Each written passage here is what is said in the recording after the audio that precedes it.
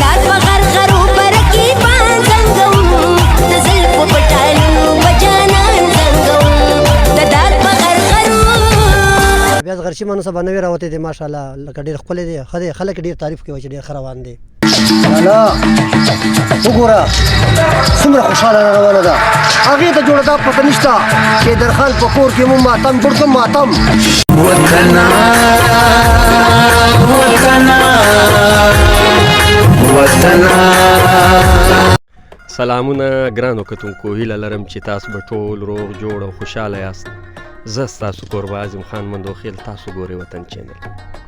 ګرانو کتونکو، د کراچۍ په ښار په یو داسې لوکیشن باندې موجود یو چې دې لوکیشن ته په ګرمیو کې ډېر انسانان راځي، چونکې په کراچۍ کې لږ غوندې یخني ده.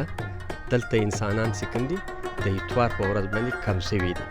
په دې یخني موسم کې او په دې بهترینه لوکیشن کې یو د پښتو ټیلی فلمانو یو فنکار مه ګیر کړی دی. نن له ډېره تکلیفه بعد ګیر شو. د دې فنکار نوم دی بسم الله جان مروت.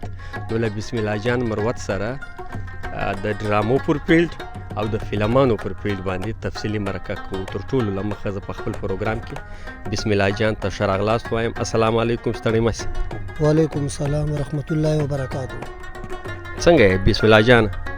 الحمدلله. بس تاسو ډېر قیمتي ټیم موږ له راکړو چې تاسو موږ نه په دې وخت کې انټرویو وکړه.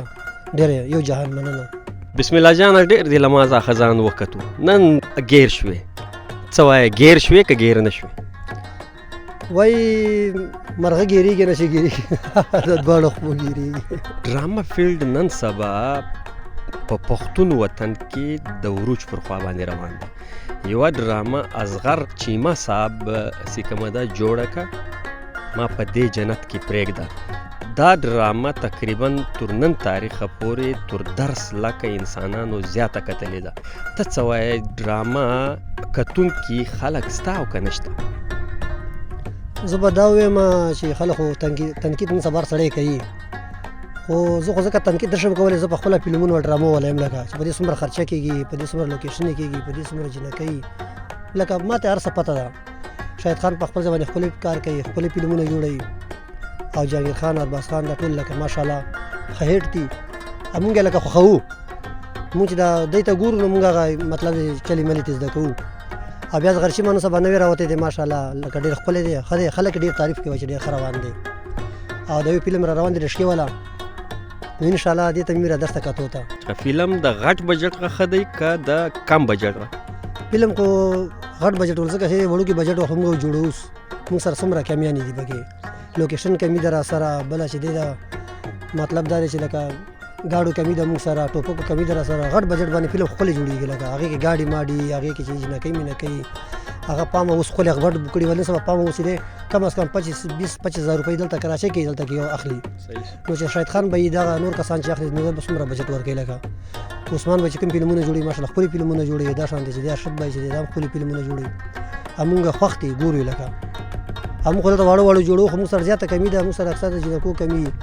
بیا چې لاړ شو موږ داسې لوکیشن وګورو ارزان غونډه کې، بل ملګري ټول مزدور کار دي، ټول د میل کاروبار کوي، نو هغې سره دومره بجټ نه وي. نو بس موږ څه وکړو، یو ځای راونیسو یار دوست والا، بس هاخوا دېخوا ټکه پکه کار وکړو. لکه خپله خو یې کتې شو، خو لکه مخې ته یې نشو شو کولی، موږ سره کمې وي. د ډرامې کتونکي ډېر پښتانه وي. هغه د یو کور په چاردیواري کې کتل کېږي، په هغه کې ښځه هم وي او نر هم وي. دا دواړه کتونکي ګوري. د ډرامې جوړول چې کوم دي د هغه انداز پکار دی د ډرامې په شکل باندې جوړ شي، د ډرامې په طریقه باندې جوړ شي. ته څه وایې، څنګه ډرامه د جوړه سي چې هغه ډرامه هیټ سي او ټول کتونکي د پښتانه په وطن کې ګوري؟ زه خو یم ترجیح چې داسې فلم جوړ شي که نه که ډرامه وي که فلم داسې جوړ شي چې سړی فیملي سره کور کې کتې شي. لکه نور خو فلمونه ماشاءالله ښه دي، خو چې ډېره پاشي پکې نه وي، لکه جنکۍ پکې کپړې اخوا او دې خوا باصلې او تنګې لنډې، چې دا شی پکې نه وي که نه. نو څومره فلمونه دي ما ټول خوښ دي. سړی فیملي سره نه شي که هغه فلم بس کې چې اوس ګانا راشي او ته ډایرکټ کټ کې هلکه هلای مخې ته تېره کړي چې لکه دا ما سره بچي ناست دي، ما سره واړه ناست دي. نو داسې کتل پکار دي، داسې جوړول پکار دي چې لکه ته فیملي سره کتې شي، چې کلاو ناست لکه اسماعیل شریف به ډرامه راتله نو هغې کې به ګوره چې ښځو کپړې اچولې وي، مطلب دی وړو سره مور سره ټولو سره به ناست موږ هغه ډرامه کتله، خندا به راتله ورته، ژړا به ورته راتله. لکه ګوره داسې ډرامه پکار دي. که موږ جوړوو که بلې جوړوي که بلې جوړوي لکه ښه خپل هغه سوچ دی پکې کوي لکه ډرامه د ګوارې داسې وي چې په هغه ډرامه کې پښتنو ته میسج وي و ډرامه خو داسې پکار چې پښتنو ته میسج زموږ پښتنې ته وګوره کنه کومه لپټه غورځولې ده کومې چې دې مطلب له سونې نه وي مطلب بغیر له سونو کور کې ګرځي کومه زنانه ته ماته وښایي چې دې مطلب د خېټه ښکاري دا خو د پښتو کنچر حساب سره نه دی که نه پښتو خو مونږ خپل لباس به مونږ یوه ډرامه جوړ کړې تا په مینه کې رسوا شوم هغې ته کتې شي هغې کې مونږ یو جنۍ په ځای 3 جنکۍ راوستي دي ته وګوره چې په هغې کې کپړې کومې وي ګاډي وډي دي لا وباسلي پکې لا پکې تنګ یا لنډ یا پکې نشته انشاءالله بسم الله جانه ډرامو ذکر د وکړئ تا تر اوسه پورې په څو ټیلی فلمانو یا په څومره ډرامو کې کار کړی دی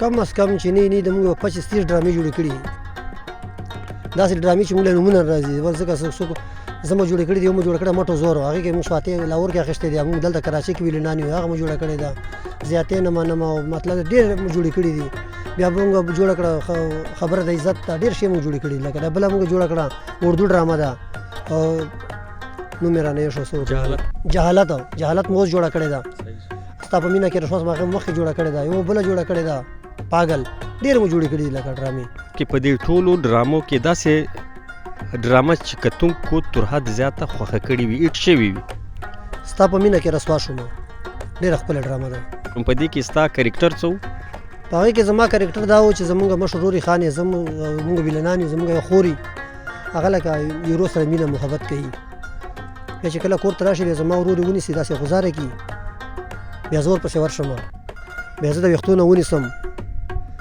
زه ورته یم چې ما زړه درله درکړه د سرو ګلو په پاڼو کې ما دله زړه درکړه د سرو ګلو په پاڼو کې ته څومره ظالم یې چې غوزار دی که په کاڼو کې ها بیا زما ورور وایي چې نه مکه دا خو زموږ نیازمینه خور ده ما دا خو تا په سر خېجولې ده که تا په سر نه وې خېجولې نو نن به د خپل اشنا سره پټپټونې نه کوم دا زما مکالمه وه لکه ډېره ماشاءالله ډېره ښکلې چلېدلې وه لالا داسې انسان مخ ته به څنګه ګورې چې دې د حیدرخان د یارې اډه ټیکو شو غني خو حیدرخان سره ما موالي دي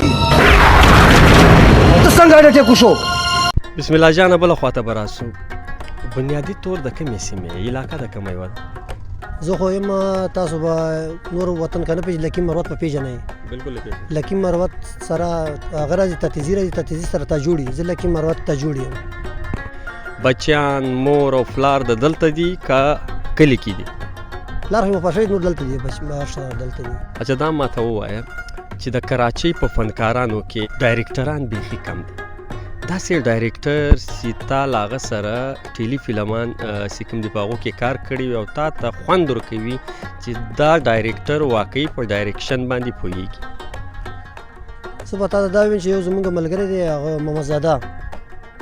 محمد زاده زموږ ملګری دی لکه د ده کاني ما ځکه خوښه چې دی لکه چې تا ته کاني سنوي تا مطمئنه کړي یو زموږ بل ملګری دی هغه د نوم دی رسول خان بھیا زموږ د ټیم کسان ټول زموږ ټیم کسان دي خو په دا چینل باندې به خلک ډېر ګوري لکه زه نه به خفګان هم کوي چې لکه دا خبره د څنګه وکړه خو خبره دا ده چې موږ کې اتفاق نشته نو زه ټولو ملګرو ته وایم چې اتفاق پیدا کړئ نو هېڅ نشته انشاءالله اتفاق کمی ده مونږ کې ستا د خبرې مطلب دا دی چې دا ټول فنکاران ګلدسته ده پکار دی چې له هره ګله ځاخه کتونکو ته خوشبیزي هغه یو متل ما اورېدلی وی وایي د ستا ښایست ګلونه ډېر دي دا زه خپل ملګرو ته ډالۍ کوم وایي د ستا ښایست ګلونه ډېر دي جولۍ مې تنګه ده زه به کم ټولومه جولۍ خو آزادول پکار دي جولۍ آزادول پکار دي او زه وایم چې بیا هم ته یو پیره بیا هم مینه درته کوم چې ملګرو مینه محبت پیدا کوي دا دنیا پانی ده څوک په یو څوک په نه بدر غوندې سړی دې دنیا نه تللی د الله پاک دې وبخي دا شانتې سینتیس هم تللی دی